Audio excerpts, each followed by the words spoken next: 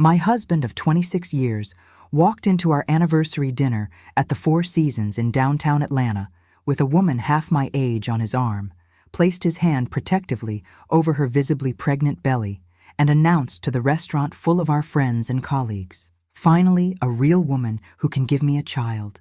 The room fell silent, champagne glasses frozen mid-air, while I sat perfectly still in my elegant black dress and felt something inside me crystallize into cold, surgical focus, because I'm an oncologist, and I just noticed something medically impossible about that pregnancy. My name is Margaret Wilson, though everyone calls me Maggie, and I am 52 years old. I've spent the last 25 years as a board-certified oncologist at Emory University Hospital, specializing in gynecological cancers and helping women survive diseases that once would have killed them.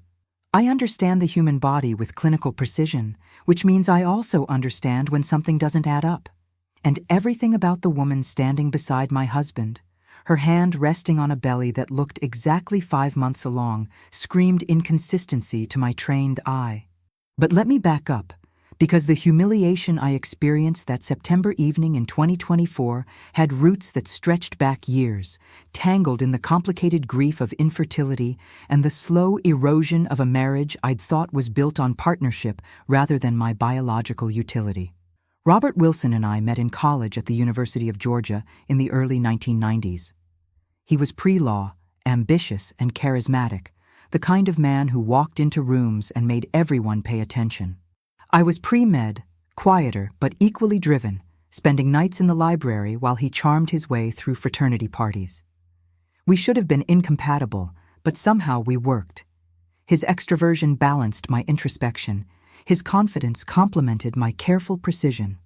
We married in 1998, young and optimistic, believing we had decades to figure out the details of children and careers. I completed my residency in internal medicine, then my fellowship in oncology, while Robert built a practice in corporate law. We talked about starting a family when the timing was right, but the timing never seemed quite perfect. There was always another case, another research project, another reason to wait just one more year. Then, at 39, I was diagnosed with stage 2 ovarian cancer. The irony wasn't lost on me. I spent my days treating women with the same disease, and now I was the patient, terrified and facing the same impossible choices I'd helped countless others navigate. Robert held my hand through the surgery, the chemotherapy, the radiation. He said all the right things about how we'd get through it together, how my survival was all that mattered. But what he didn't say, what I only realized years later, was that when they removed my ovaries and damaged my uterus beyond repair during that emergency surgery, he'd quietly let go of whatever vision he'd had of me as the mother of his children. I survived the cancer, 5 years in remission as of 2019, then 10 years clear as of 2024. But I lost my fertility in the process, and apparently I lost my value as a wife along with it. Robert never said anything directly. He didn't rage about my infertility or demand we pursue surrogacy or adoption. He simply became distant, spending more time at the office, taking business trips that seemed to multiply, coming home later and later with increasingly transparent excuses. I told myself he was dealing with his own grief about our childless future, that he needed space to process, that the marriage would stabilize once we both accepted our new reality. I was wrong. The anniversary dinner had been my idea, a celebration of 26 years together, a gesture toward rebuilding the intimacy we'd lost. I'd made reservations at the Four Seasons months in advance, invited close friends and a few of Robert's law partners, even bought a new dress, and had my graying hair styled at a salon I rarely visited. I wanted to remind him, and maybe myself, of who we'd been before cancer and infertility had redefined our relationship. I arrived at the restaurant 15 minutes early, greeting guests as they trickled in. Our friends seemed nervous, exchanging glances I didn't understand, offering compliments that felt forced. Dr. Catherine Reynolds, my closest colleague at Emory, pulled me aside in the lobby. "Maggie," she said carefully, her expression troubled, "are you sure Robert is coming? Because if he's planning—" "Planning what?" I asked, confused by her tone. She opened her mouth to respond, but then the elevator doors opened and Robert stepped out, with a woman I'd never seen before. A beautiful young woman with long dark hair, wearing a form-fitting dress that showed off an unmistakably pregnant belly.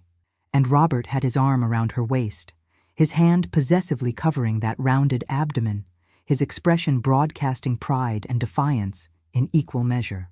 They walked straight into the private dining room where our guests had gathered, and the conversation died instantly. Robert looked around at the shocked faces, at me standing frozen by the doorway, and smiled, actually smiled, as though this was all perfectly normal. "Everyone, I'd like you to meet Jessica Parker," he announced, his voice carrying the same confidence he used in courtrooms. "Jessica is carrying my child, our child. And I wanted you all to know, because I'm tired of pretending that my marriage to Maggie represents any kind of future. She's been a wonderful companion, but she can't give me what I need most, a family. Jessica can. Finally, a real woman who can give me a child." The words hit like physical blows. Real woman. As though surviving cancer and dedicating my life to saving others made me somehow less than human, less than female, less than worthy of love or respect. I watched our friends' faces, horror, pity, embarrassment, and felt something strange happening inside me. I wasn't crying. I wasn't collapsing. I was noticing details with the clinical detachment I'd learned in medical training. Jessica's belly was prominent, consistent with approximately 20 weeks gestation. But her face showed no linea nigra, no melasma, no spider veins or other common pregnancy symptoms. Her hands weren't swollen. Her posture wasn't adjusted for the shifted center of gravity that comes with carrying significant anterior weight. And most tellingly, when she moved, the belly moved with perfect consistency. Not the occasional asymmetry you see when a fetus shifts position inside. I'd delivered enough babies during my residency and examined enough pregnant patients to recognize the subtle tells of genuine pregnancy versus prosthetic or padding. And every instinct I had, every bit of medical training I'd accumulated over decades, was screaming that something about Jessica Parker's pregnancy was wrong. But beyond the medical inconsistencies, there was something else. Jessica kept glancing toward the back of the room, where Robert's younger brother Michael stood against the wall, his expression carefully neutral. The glance was brief, but I caught it, and I caught Michael's almost imperceptible nod in return. It was the kind of silent communication shared by people who knew each other well, intimately even, and it planted a seed of suspicion that would bloom into certainty over the coming days.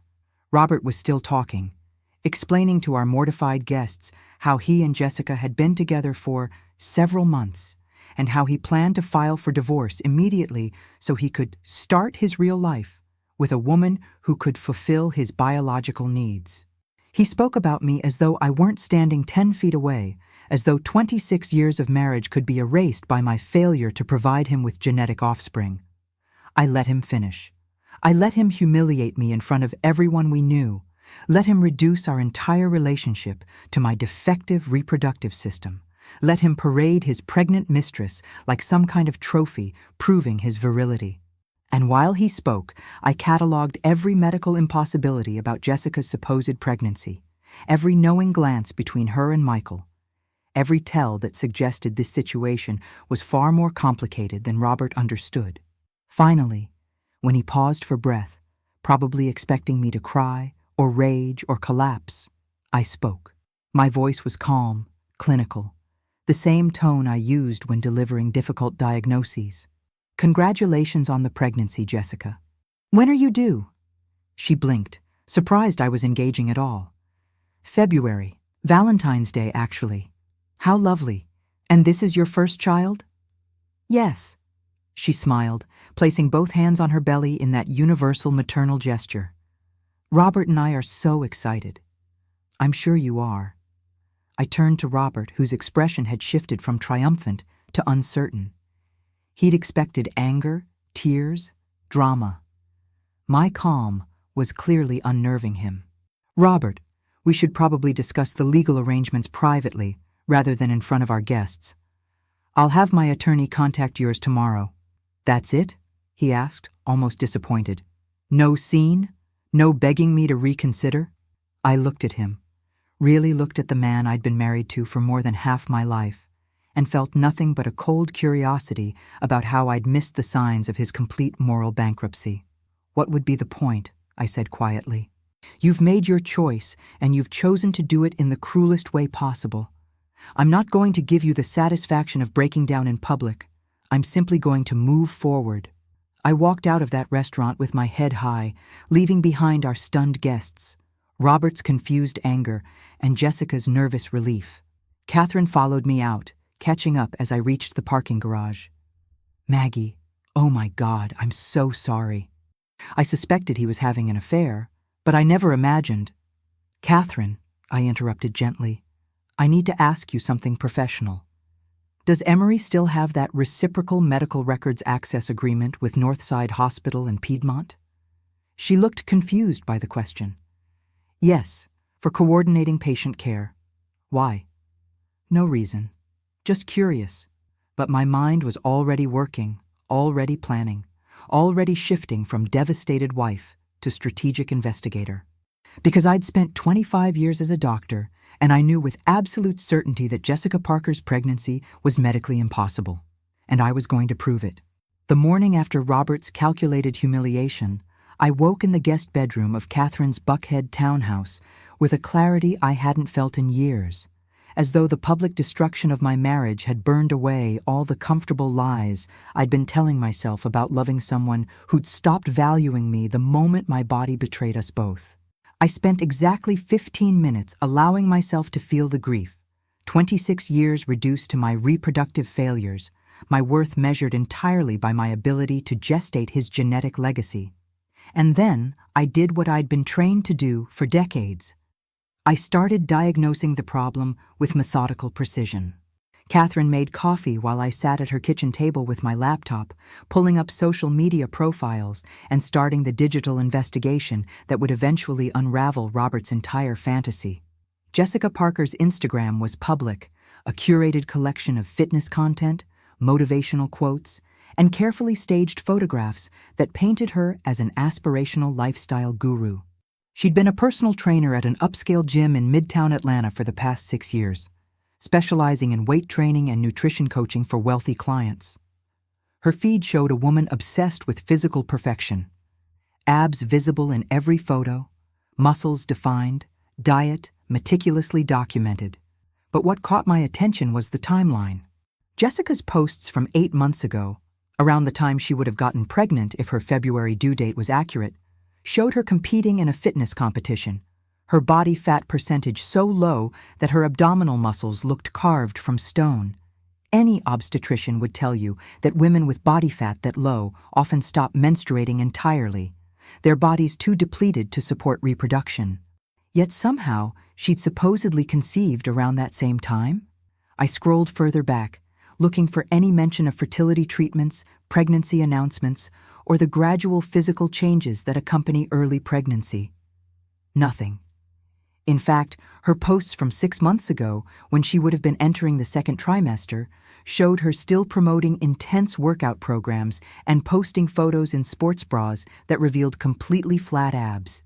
Then, approximately 3 months ago, in June 2024, the content shifted. Suddenly, Jessica was posting about embracing new phases of life and exciting changes ahead, but without any actual pregnancy announcement. The photos became more strategic, shot from chest up, wearing loose clothing, angles that suggested concealment rather than celebration. It was the social media behavior of someone hiding something or preparing a narrative. "This doesn't make sense," I muttered, pulling up another set of photos. "Look at this, Catherine.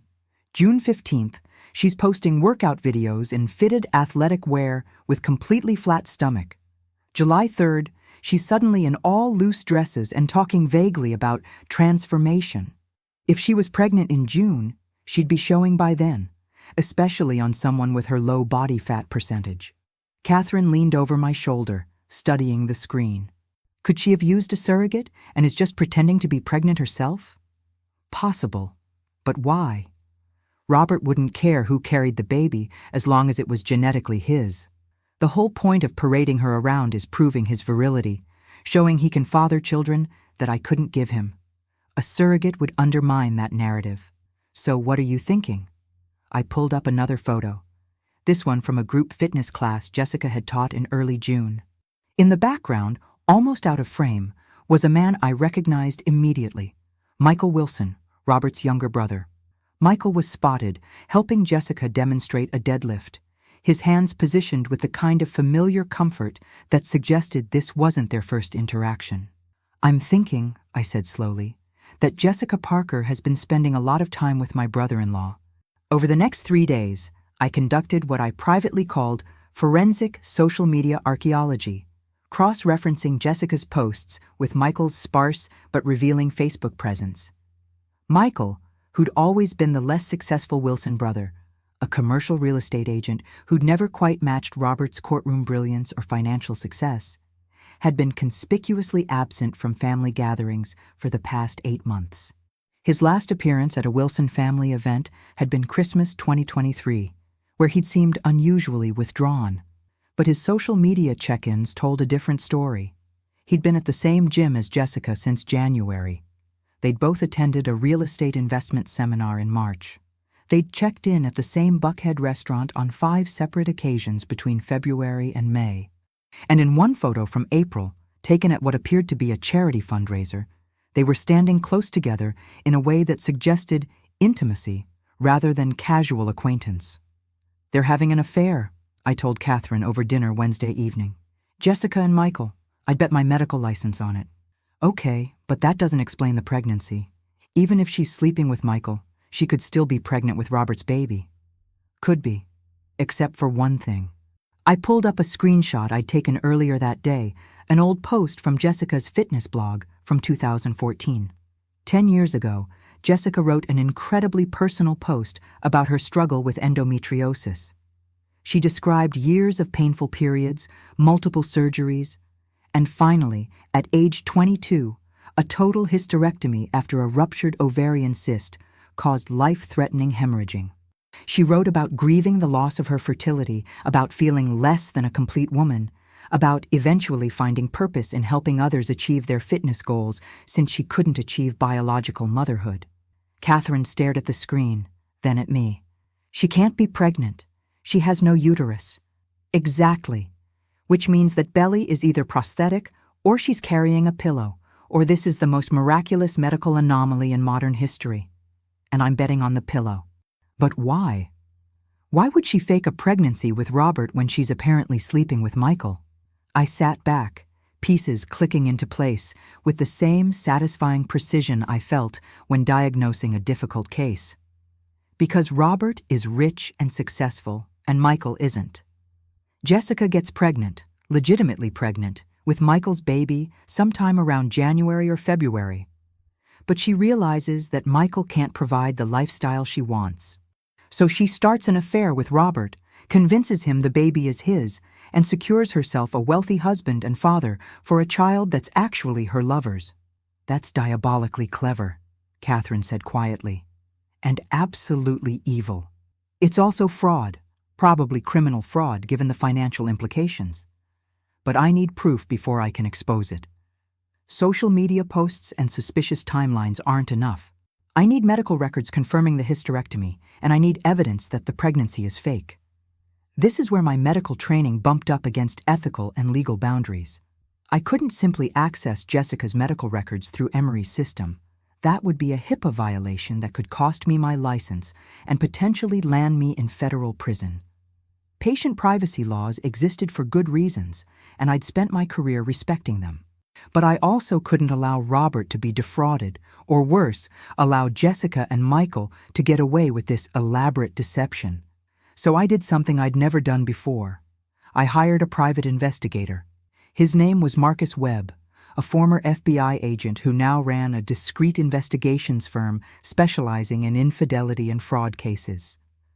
Catherine had recommended him after her own sister had used his services during a messy divorce. I met Marcus at a coffee shop in Virginia Highland Thursday afternoon, sliding a folder across the table containing everything I'd compiled, social media screenshots, timeline analysis, the old blog post about Jessica's hysterectomy. Marcus studied the materials with the same methodical attention I gave to pathology reports. You're building a case that this woman is faking a pregnancy to defraud your husband? My soon-to-be ex-husband, yes.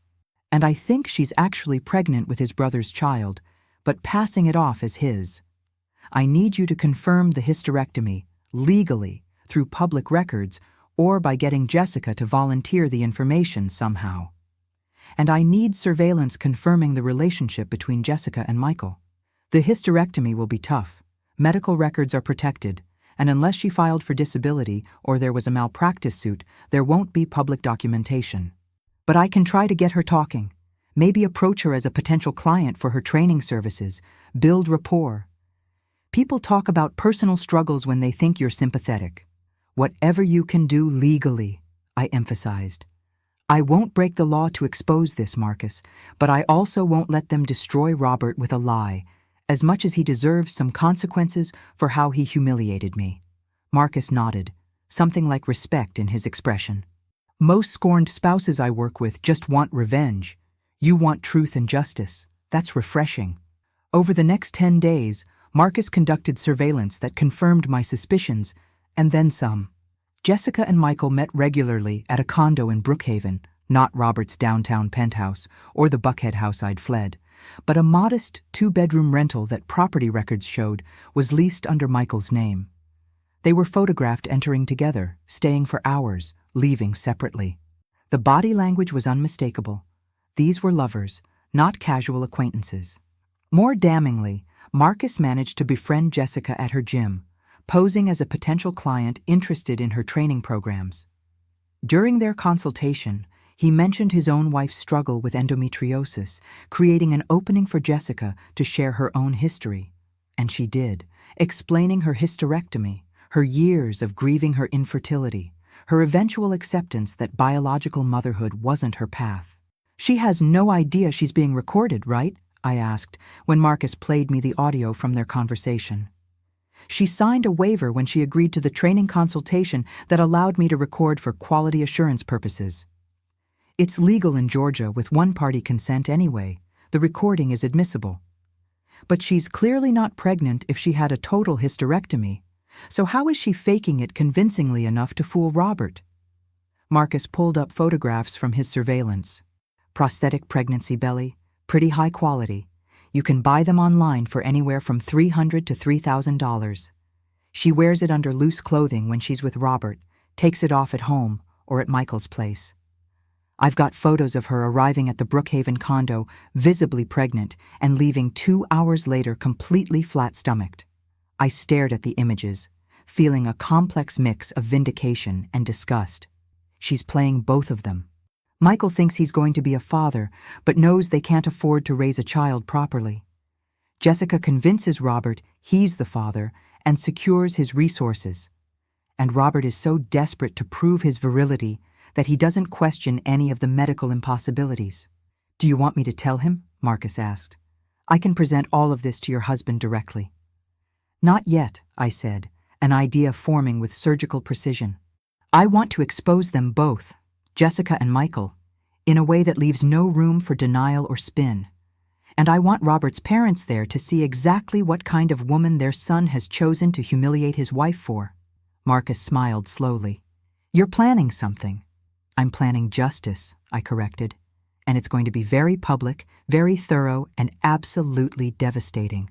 2 weeks after Marcus Webb handed me a manila folder containing photographic proof of Jessica Parker's elaborate deception, I sat across from Patricia Anderson, Atlanta's most feared divorce attorney, in her corner office overlooking Peachtree Street, and laid out a strategy that would simultaneously expose a fraud, humiliate 2 men who'd betrayed their family, and secure my financial future without appearing vindictive or emotionally unstable. Patricia listened with the focused intensity of a chess grandmaster planning 15 moves ahead, occasionally making notes in handwriting so precise it looked typeset. And when I finished explaining what I'd discovered and what I wanted to achieve, she smiled in a way that made me grateful she was on my side. Let me make sure I understand correctly, Patricia began, reviewing her notes. Your husband, Robert, has been having an affair with Jessica Parker, a personal trainer who claims to be pregnant with his child. You've discovered through legal investigation that Jessica had a total hysterectomy 10 years ago, making biological pregnancy impossible.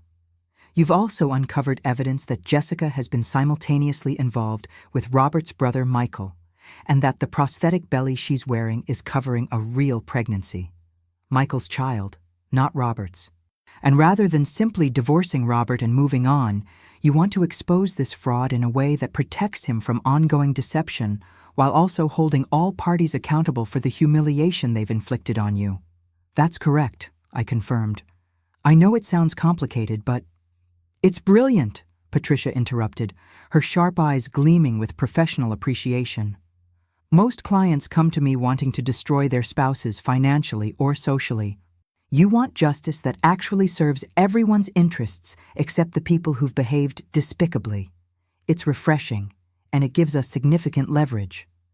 She pulled out a legal pad and began outlining our approach. First, we need to understand Georgia divorce law. Georgia is an equitable distribution state, not community property. That means marital assets are divided fairly, but not necessarily equally. However, adultery is one of the fault-based grounds for divorce in Georgia, and proving it can significantly impact asset division, alimony, and attorney's fees. Robert makes approximately $600,000 annually at his firm, I provided. We have the house in Buckhead valued at $1.2 million, investment accounts totaling around $3 million, his partnership stake in the law firm worth approximately $2 million, and my own retirement accounts from Emory worth about $800,000. No children, obviously, so no custody issues. Patricia nodded, calculating. With documented adultery and the public humiliation factor, we can argue for a 60-40 split in your favor, possibly even 70-30, depending on how egregious we can prove his behavior. The fact that he announced the affair at your anniversary dinner in front of colleagues and friends strengthens our case for emotional distress damages. I don't want to destroy him financially, I clarified, a distinction that seemed to surprise Patricia. I want what's fair, and I want him to understand the magnitude of his betrayal. But I also want to prevent him from being defrauded by Jessica and Michael. As angry as I am at Robert, watching him raise another man's child while believing it's his own would be a cruelty too far. That's where this gets strategically interesting, Patricia said, leaning forward. If we simply tell Robert that Jessica is lying, he'll likely defend her, accuse you of vindictive fabrication, and the whole thing will devolve into he said, she said. But if we expose the fraud publicly, with irrefutable evidence, in a setting where his family and social circle witness the revelation, the psychological impact will be far more profound. He'll have to face not just his betrayal of you, but his own gullibility and poor judgment. I was thinking a family dinner, I suggested. Something intimate enough to feel personal, but public enough that no one can later claim the evidence was manipulated or the confrontation was private revenge. Patricia considered this carefully. It's risky. Public confrontations can backfire, make you look unstable or vindictive rather than justified. But if we handle it correctly, with medical documentation and investigative evidence presented clinically rather than emotionally, it could work. We'd need witnesses beyond just family. Maybe your colleague Dr. Reynolds as a medical expert to explain why pregnancy is impossible after total hysterectomy? And certainly Marcus Webb to present the surveillance evidence? Catherine would do it, I confirmed. She's been appalled by this whole situation, and she's known Robert for years. Her professional opinion would carry weight. Over the next hour, Patricia and I constructed a plan with the precision of a surgical procedure. We would arrange a reconciliation dinner at Robert's parents' home in Roswell, ostensibly so I could apologize for my reaction to his announcement and discuss divorce terms civilly. Robert's parents, Frank and Helen Wilson, were traditional Southern Baptists who valued family propriety above almost everything, the kind of people who'd be horrified by public scandal, but even more horrified by deception within their own family. Robert will bring Jessica, obviously, Patricia noted. He'll want his parents to meet the woman carrying their grandchild, establish legitimacy for the relationship. We invite Michael separately, under the pretext of family unity during a difficult transition. Then, with everyone assembled, we present the evidence systematically. Jessica's blog post about her hysterectomy, Marcus's surveillance photos showing her relationship with Michael, the audio recording of her discussing her infertility, and the photographs of her wearing and removing the prosthetic belly. Medical records would be stronger, I said, but we don't have legal access to those without subpoena. Actually, Patricia said slowly, if Jessica has been publicly discussing her medical history and you've shown me she has in that blog post, she's arguably waived her privacy rights regarding that specific condition. Marcus's recording of her voluntarily discussing the hysterectomy further establishes that she doesn't consider it confidential information. We may not need formal medical records if we have her own documented admissions. The legal intricacies were complex, but Patricia was confident we could present evidence without violating privacy laws or creating liability for ourselves. The key was framing everything as information Jessica herself had made public or had voluntarily disclosed, combined with surveillance that documented behavior visible in public spaces. What about Michael? I asked. What's his liability in all this? Fraud, potentially, Patricia said. If he knowingly participated in deceiving Robert about paternity, especially with financial implications, Robert will presumably be paying for prenatal care, planning to support the child, possibly changing his estate planning. That could constitute criminal fraud. At minimum, it's a civil tort for which Robert could sue both Jessica and Michael for damages. The thought of Michael facing legal consequences gave me no satisfaction. He'd always been the lesser Wilson brother, living in Robert's shadow, struggling with feelings of inadequacy that his older brother's success only amplified. But participating in a scheme to deceive his own brother, to let Robert believe he was finally getting the child and legacy he'd obsessed over, crossed a line that deserved consequences. We scheduled the dinner for October 15th, exactly 1 month after Robert's humiliating anniversary announcement. Patricia drafted a formal letter to Robert's attorney, indicating my willingness to discuss divorce terms and requesting a family meeting to address concerns about the future in a civil manner. The letter was deliberately vague, giving no hint of what I'd discovered or what I planned to reveal. Robert's attorney responded within 48 hours, agreeing to the dinner with obvious relief that I wasn't pursuing a contentious court battle. They probably assumed I'd accepted defeat, that I'd decided cooperation was preferable to fighting a losing battle against a younger, fertile woman. That assumption would work in our favor. The more confident and unsuspecting they were, the more devastating the revelation would be. In the days leading up to the dinner, I prepared my presentation with the same meticulous attention I gave to medical case presentations at Emory. I created a PowerPoint, clinical, factual, emotion-free, that laid out the evidence chronologically. Slide 1. Jessica's 2014 blog post describing her total hysterectomy. Slide 2. Medical explanation from Catherine about why pregnancy is biologically impossible without a uterus. Slide 3. Timeline of Jessica and Michael's relationship evidenced by social media check-ins and public records. Slide 4.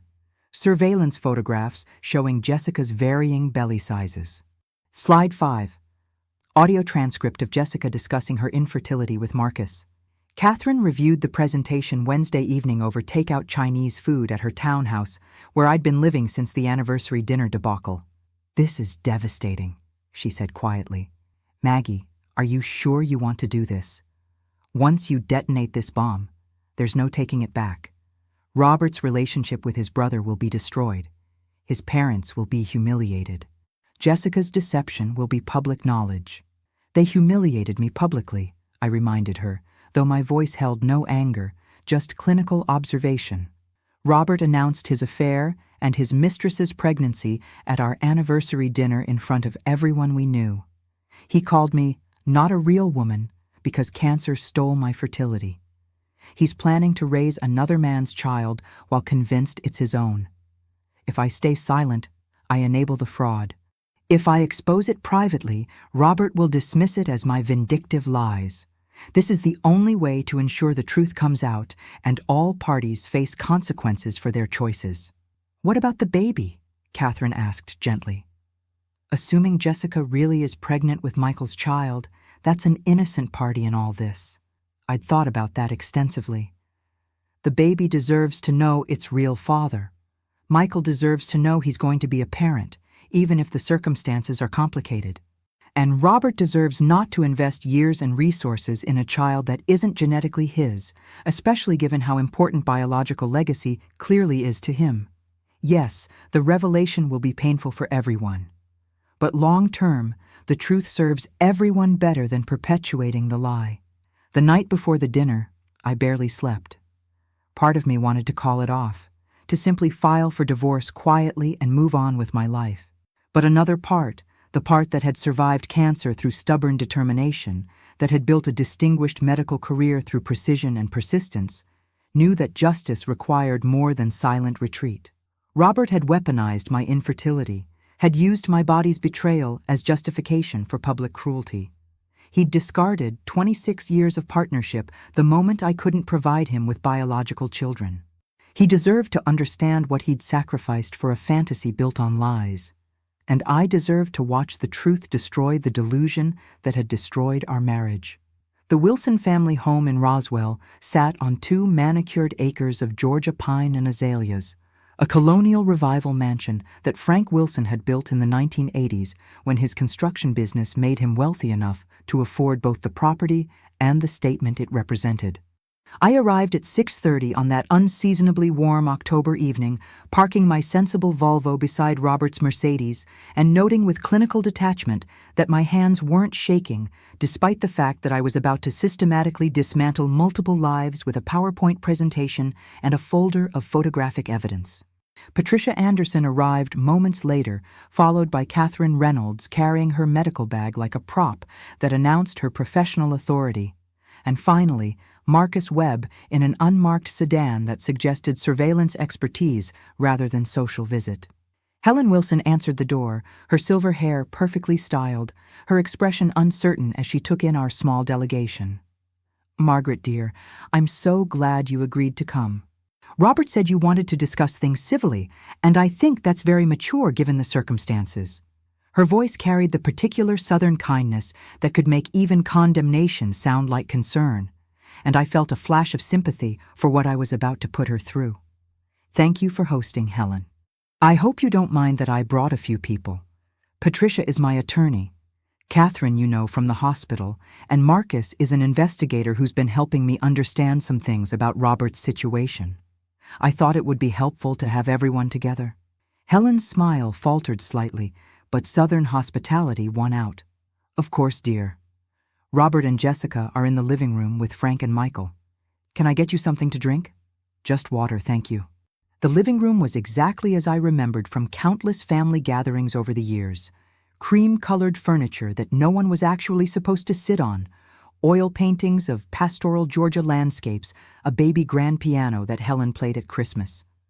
Robert stood near the fireplace, his hand possessively on Jessica's lower back, as she perched on the sofa in a flowing empire waist dress that artfully concealed her prosthetic belly.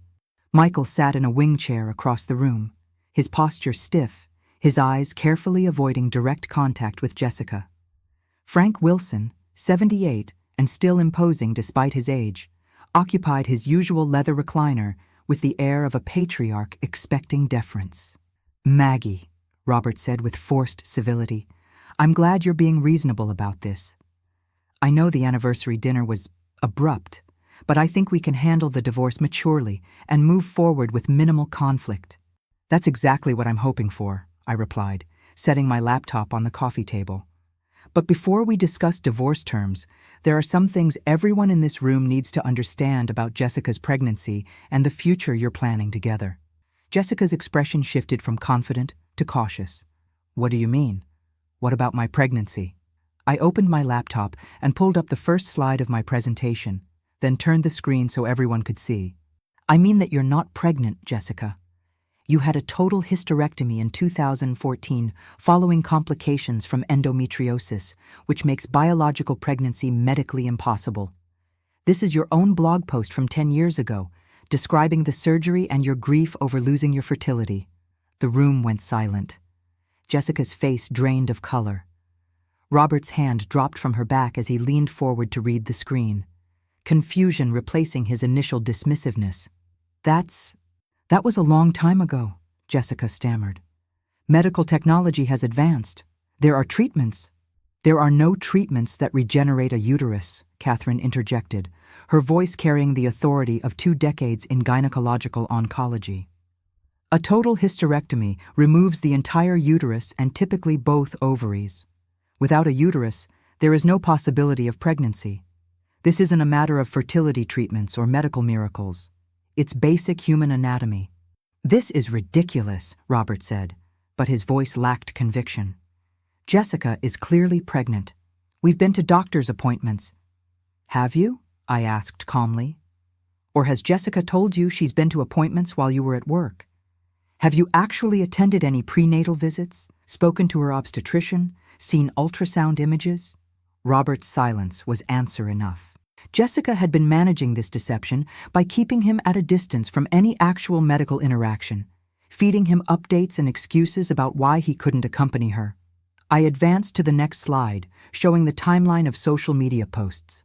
Here's Jessica in June, teaching fitness classes in fitted athletic wear, completely flat-stomached. Here she is in July, suddenly posting only in loose clothing. And here's the real question, Robert. If Jessica was pregnant with your child, why has she been spending so much time with your brother? Michael stood abruptly. Maggie, I don't know what you're implying. I'm not implying anything. I'm stating facts. I nodded to Marcus, who pulled out his folder of surveillance photographs. Jessica and Michael have been meeting regularly at a rental property in Brookhaven for the past 8 months.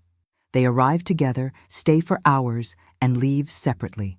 These photographs show them entering and exiting the location on multiple occasions. Marcus laid the photos on the coffee table like a dealer spreading cards. Michael and Jessica holding hands in a parking garage. Michael and Jessica kissing outside the Brookhaven condo. Jessica arriving at the condo visibly pregnant, then leaving 2 hours later with a completely flat stomach. What the hell is this? Frank Wilson's voice cut through the tension, his face flushed with anger and confusion.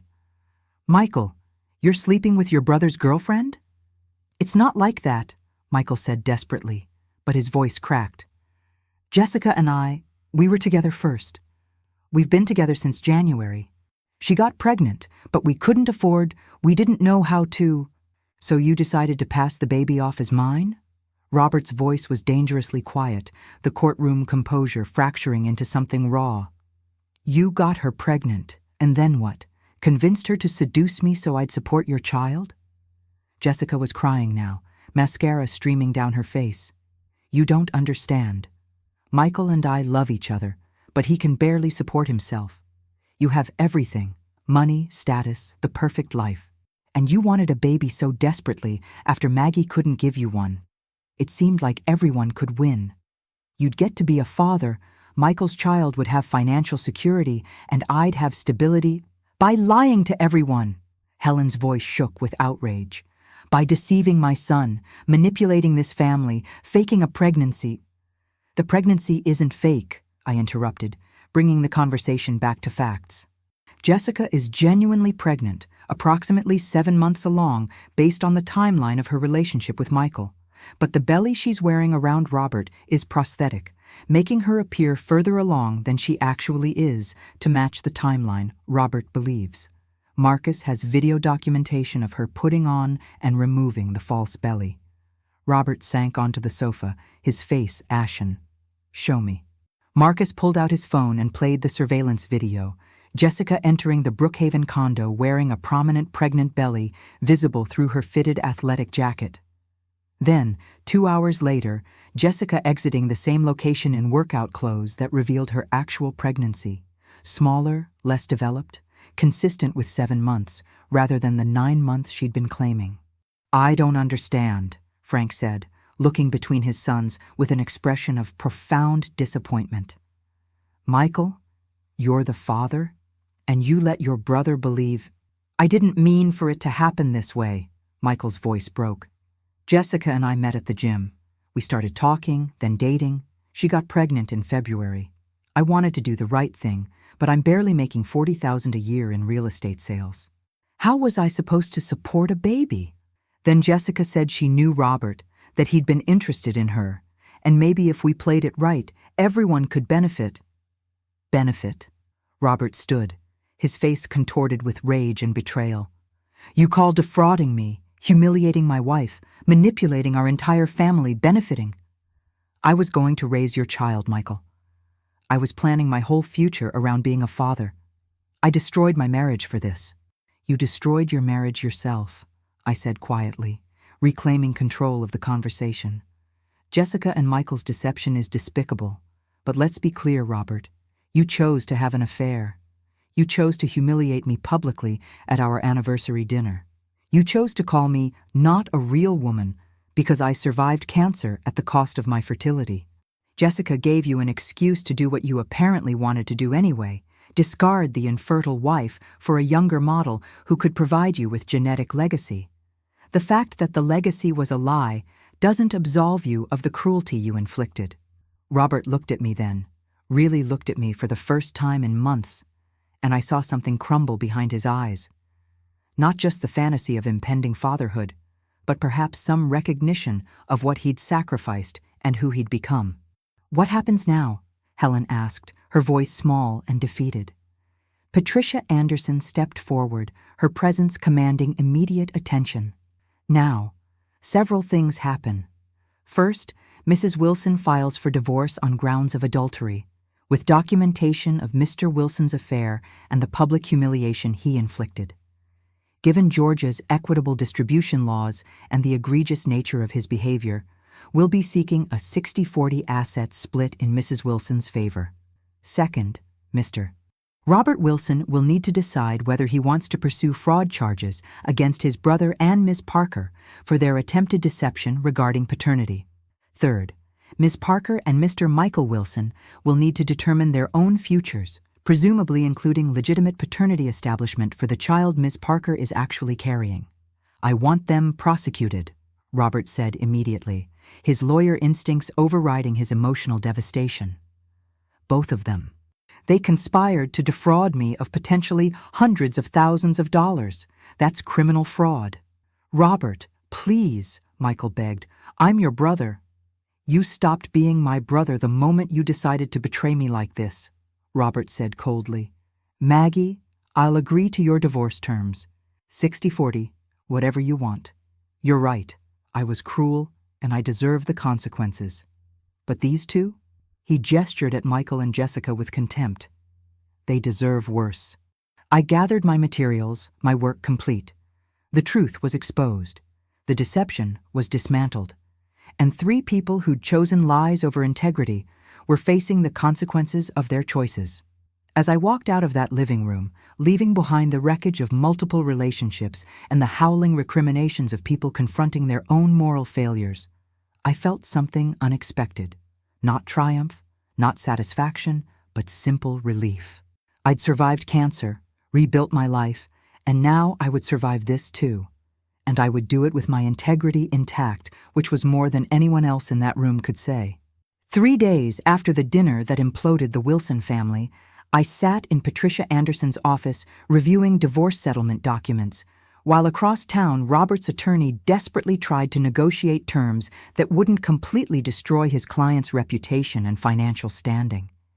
And I realized that the aftermath of exposing truth was often messier and more complicated than the deception itself, requiring decisions about mercy, justice, and whether revenge, disguised as righteousness, ever truly served anyone's healing. The folder in front of me contained everything I'd fought for. Favorable asset division, full ownership of the Buckhead house, 60% of investment accounts, and most significantly, a clause requiring Robert to publicly acknowledge his infidelity and the circumstances of our divorce. But signing felt less like victory and more like closing a chapter of my life that had once held genuine love before it curdled into something unrecognizable.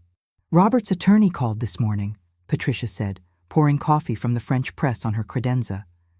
He's agreed to all our terms without modification, the 60-40 split, your retention of the house, even the public acknowledgement clause. He's not fighting anything, Maggie. I think he's too humiliated to mount any kind of defense. What about Michael and Jessica? I asked. The question that had been haunting me since we'd walked out of that confrontation. Is Robert actually pursuing criminal charges? Patricia's expression grew complicated. That's where things get interesting. Robert filed a police report for fraud, and technically there's enough evidence to prosecute. Documented deception about paternity with clear financial implications. But the district attorney's office is reluctant to pursue it because prosecuting family disputes over disputed paternity opens difficult legal precedents. They're more likely to treat it as a civil matter. Meaning Robert could sue them? He absolutely could. Sue Michael and Jessica for fraud, emotional distress, potentially recover any money he spent on her prenatal care, preparation for the baby, gifts, whatever he can document. He'd probably win, but it would drag the family through very public litigation. Frank and Helen are apparently begging him not to pursue it. They've already lost one son to betrayal. They don't want to watch their other son financially destroy his brother in court. I thought about Michael, always the lesser Wilson brother, now facing complete ostracism from his family and potential financial ruin. I thought about Jessica, a woman whose own infertility had made her sympathetic to extreme measures for security, now pregnant and alone with no support system. And I thought about the baby, innocent, unborn, soon to enter a world fractured by the lies told about its very existence. What would you advise? I asked Patricia. She set down her coffee, choosing words carefully. Professionally, I'd say take everything you can get and let Robert pursue whatever vengeance he wants against Michael and Jessica. They deserve consequences for their deception, and it's not your responsibility to protect them. But personally? Maggie, you're not a vindictive person. You exposed the fraud to prevent Robert from being deceived and to reclaim your dignity. You've accomplished both. Pushing for criminal prosecution or encouraging Robert to sue his own brother would be revenge, not justice. And I don't think that's who you are. She was right, though part of me wanted to be the kind of person who could watch my enemies suffer without remorse. Jessica had participated in humiliating me, had used my infertility as leverage to make herself seem more valuable, had played on Robert's desperate desire for biological children to secure a lifestyle she couldn't earn herself. Michael had betrayed his own brother out of financial inadequacy and moral weakness. They deserved consequences. But the baby didn't deserve to be born into a family destroyed by litigation and criminal charges. And despite everything, I didn't want to be the person who used truth as a weapon to inflict maximum damage rather than as a tool to restore honesty. Can we include something in the settlement? I asked. A clause that requires Robert to acknowledge the child isn't his, but prohibits him from pursuing legal action against Michael or Jessica? Make it a condition of my agreeing to the divorce terms? Patricia raised an eyebrow. You want to protect the people who conspired to defraud your husband? I want to protect a baby from being born into legal warfare. And I want to protect myself from becoming the kind of person who uses leverage to destroy people, even people who've behaved despicably. Michael will be a father whether he's ready or not. Jessica will be a single mother struggling to support a child. Those are natural consequences of their choices. They don't need me adding to their suffering. You're a better person than most people would be in your situation, Patricia said quietly. I'll draft the amendment. The divorce was finalized on November 20th, 2024, in a Fulton County courtroom with minimal fanfare and maximum efficiency. Robert looked haggard, having lost weight and gained shadows under his eyes that spoke to sleepless nights and moral reckoning. We stood before Judge Harold Mitchell, answered perfunctory questions about irretrievable breakdown of marriage, and signed documents that legally ended 26 years of partnership in approximately 15 minutes. As we walked out of the courthouse into cold Atlanta drizzle, Robert stopped me on the steps. Maggie, I know an apology is inadequate, but I need to say it anyway. I was cruel, I was selfish, and I destroyed something valuable because I convinced myself that biological children mattered more than the partnership we'd built. You deserved better than what I gave you. I looked at him, this man I'd loved since college, and felt nothing but tired sympathy. You're right. I did deserve better. But you also deserved honesty from the people you trusted. Michael and Jessica betrayed you in ways that are almost as devastating as how you betrayed me. I hope you learned something from this, Robert. I hope you figure out why you equated your worth as a man with your ability to father biological children, and I hope you eventually find peace with the choices you made. Did you mean what you told Patricia about not pursuing charges against Michael and Jessica? Yes, they'll face enough consequences naturally. Michael is essentially disowned by your parents. Jessica is pregnant and alone. That baby will grow up knowing it was conceived in deception. Those are heavy enough burdens without adding legal destruction. You're more merciful than I would be, Robert said quietly. Thank you for that. I walked away from him then, from the courthouse and the marriage and the life we'd shared, and I didn't look back. Catherine was waiting in her car to drive me home, not to the Buckhead house, which was being prepared for me to move back into, but to her townhouse where I'd been living for the past 2 months while the divorce processed. How do you feel? Catherine asked as we drove through wet Atlanta streets. Relieved, sad, grateful it's over. I don't know, like I'm grieving something that actually died years ago, but I kept pretending was still alive.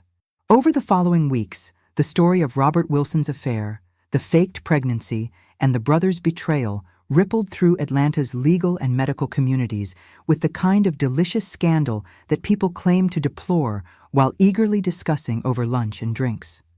I became a minor celebrity of sorts, the wronged wife who'd exposed an elaborate fraud with medical precision and investigative thoroughness. Several women reached out to me, sharing their own stories of betrayal, infertility, and husbands who'd valued biological children over the partners who'd supported them.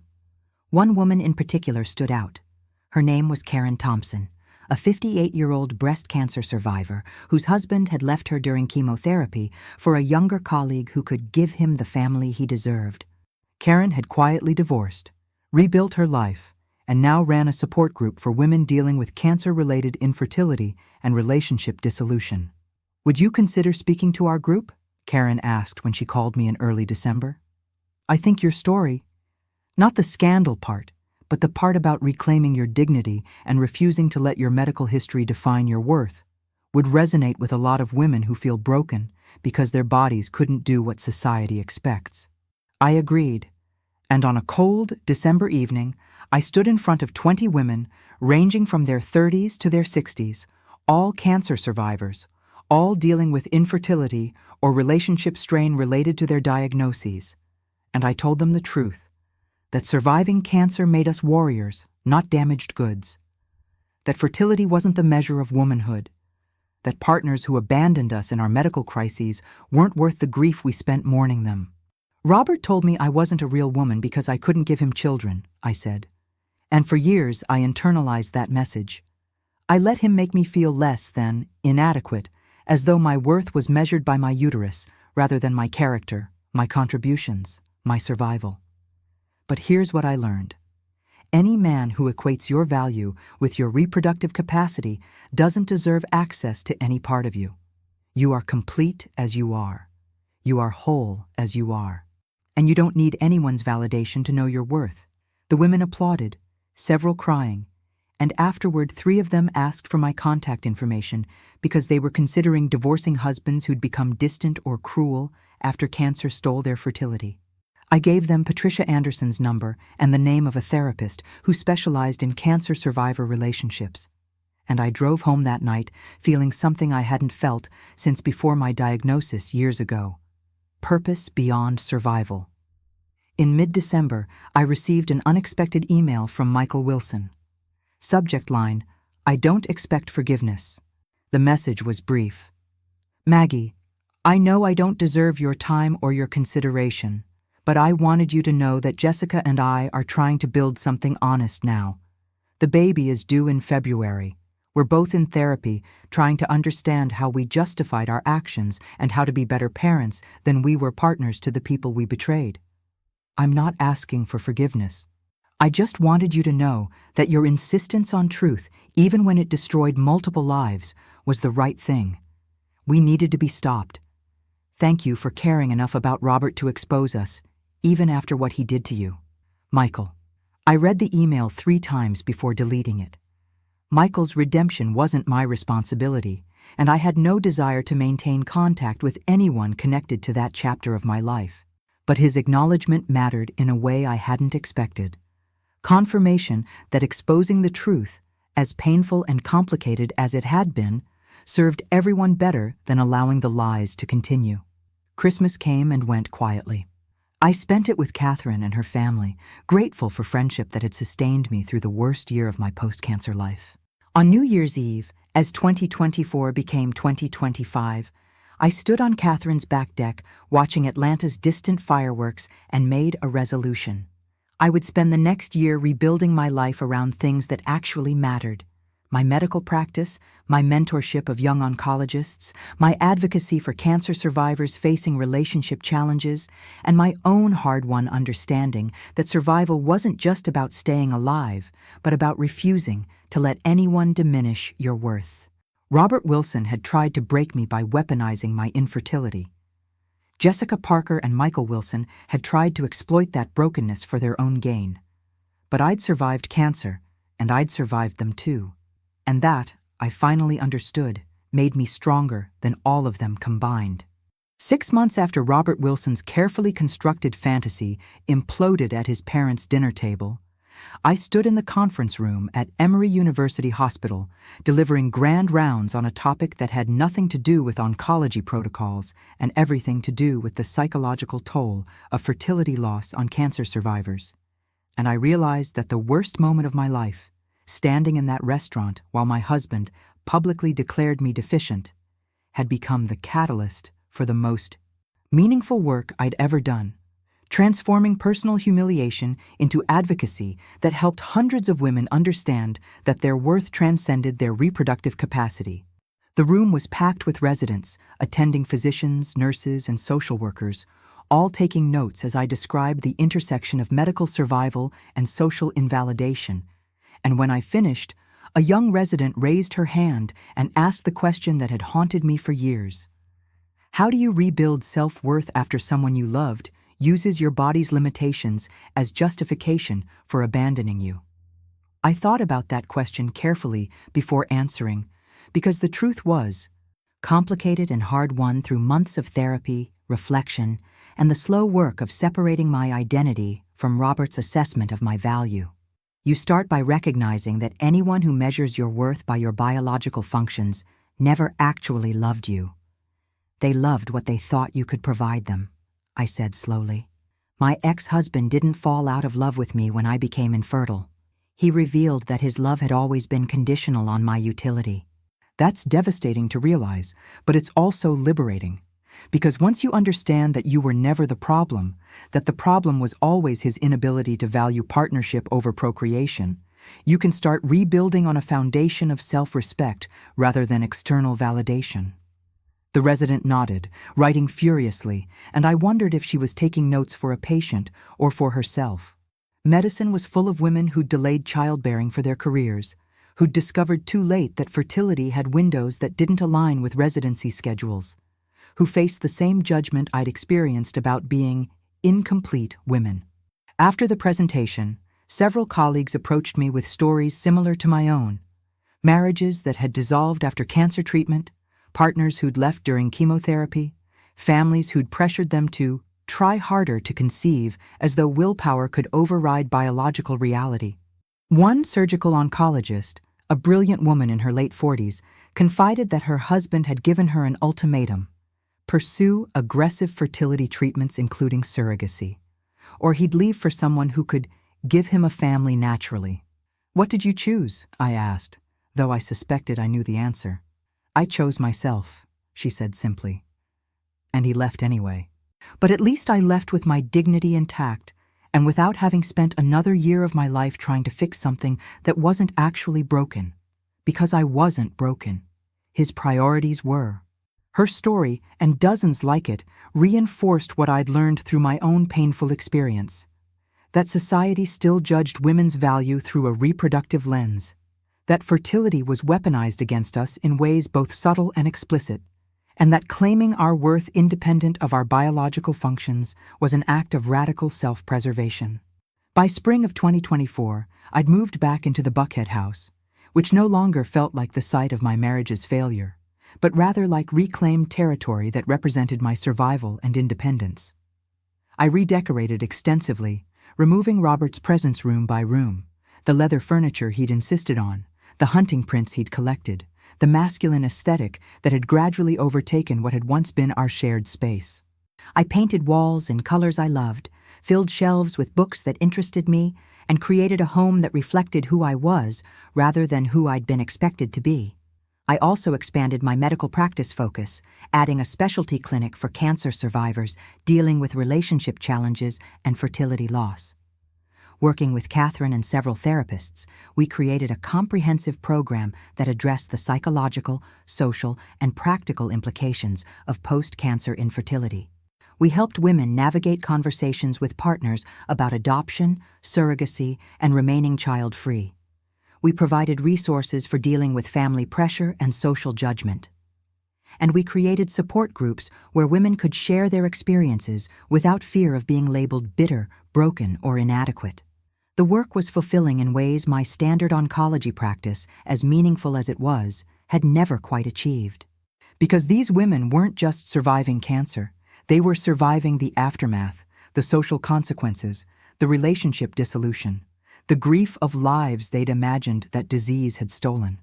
And helping them reclaim their narratives, their worth, their futures, felt like purpose distilled to its essence. In April, I received an invitation I'd been half expecting and half dreading.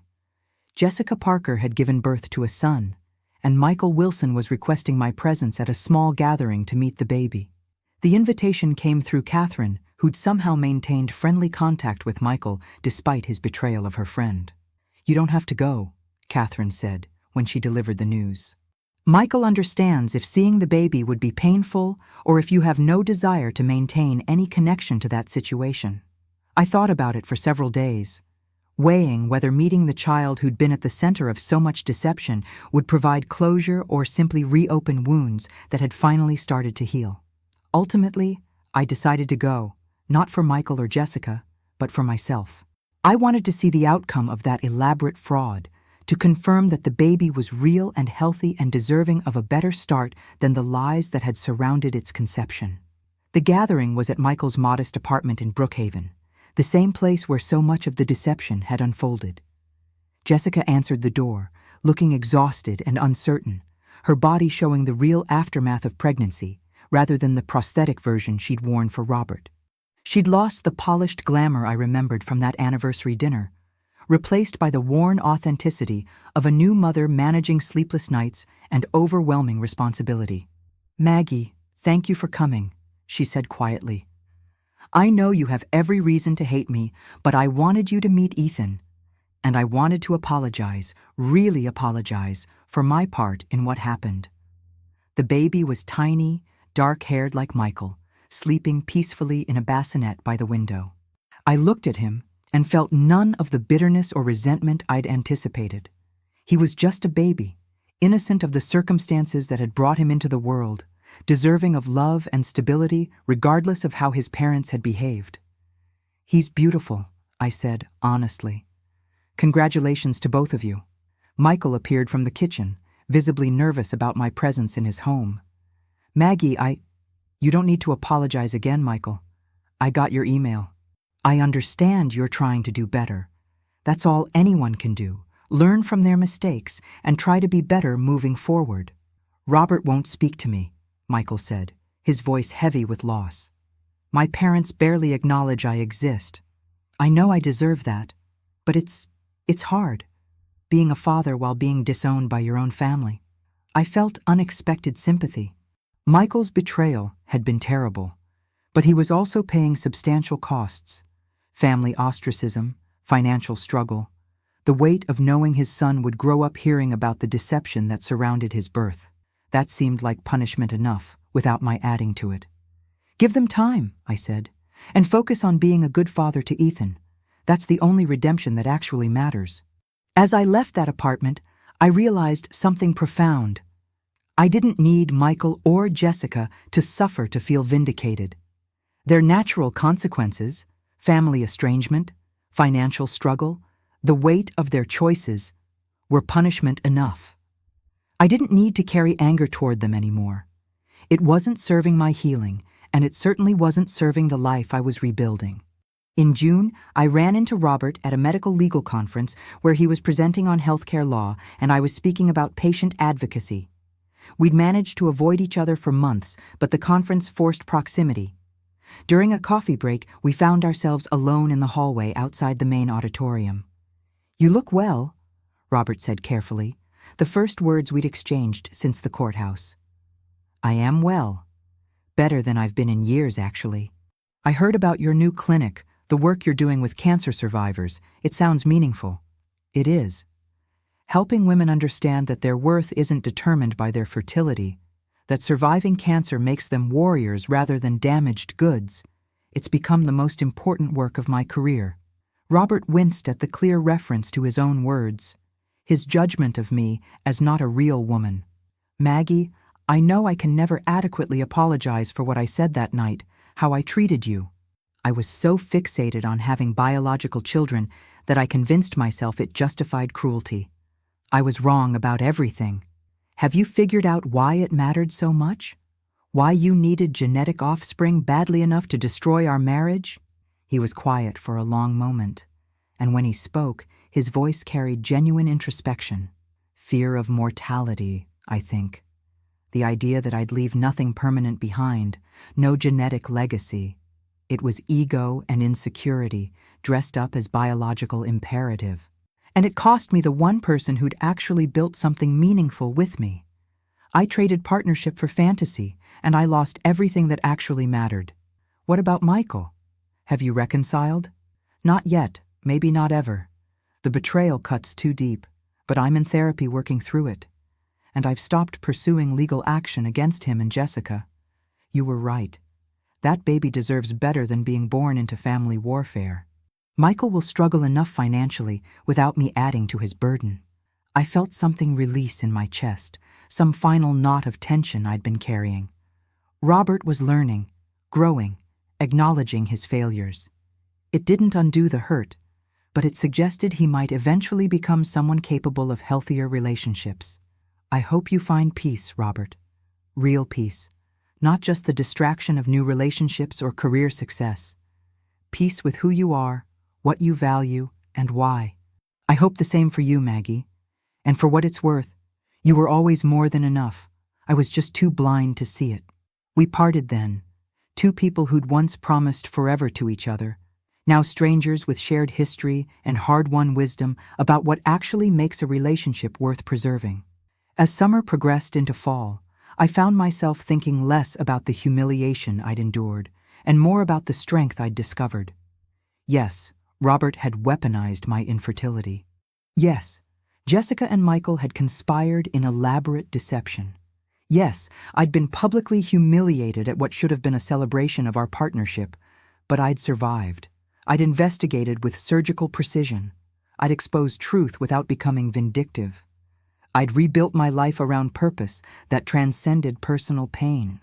And I'd learned that the real measure of a woman, of any person, wasn't biological capacity or social expectations, but character, resilience, and the choice to transform suffering into service. On the anniversary of that terrible dinner, I gathered with Catherine and several colleagues for a private celebration. Not of the humiliation, but of the year of growth and transformation that had followed it. We toasted to survival, to dignity, to women who refused to be defined by their bodies' limitations, and to the radical act of claiming our worth independent of anyone else's assessment. To Maggie, Catherine said, raising her glass, who showed us all that strength isn't about never being broken. It's about deciding how you rebuild.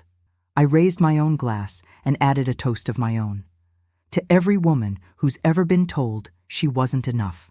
May you learn, as I did, that the only opinion that matters is your own.